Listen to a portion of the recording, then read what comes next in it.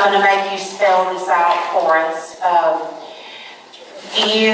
On the constitutional sheriff issue, do you have specific evidence or specific actions that the sheriff has or has not taken that you think that he didn't represent a constitutional sheriff? So, I've got three, and we talked about the COVID, the mandate, the lockdowns, the mask, the mandating, I don't know if they mandated on sheriff's office employees or not, I'm not sure.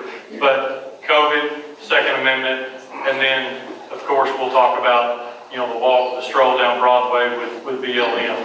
A constitutional sheriff, what I wanted to see from Larry is him come out to the public, on a podium, have a press conference and say, hey, don't worry about your mask.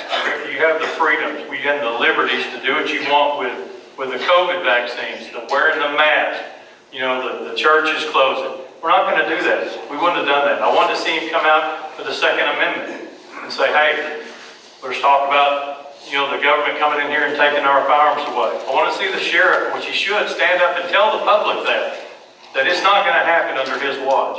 Saying it up here, saying it in a few debates and forums, that's great. But he's got the platform. The sheriff has the platform. And lastly, I'll talk about the BLM thing. It's a crazy group. BLM Antifa. What is that about? They come protest on the square, and we've got photos of our sheriff lockstep walking arm in arm with BLM down Broadway. Well, that's insane to me. So I question. He's going to say he's a constitutional sheriff. He's for the Second Amendment. He's had a few little events down there at the old lock and load and said, I'm a Second Amendment guy. I don't know if that works or not.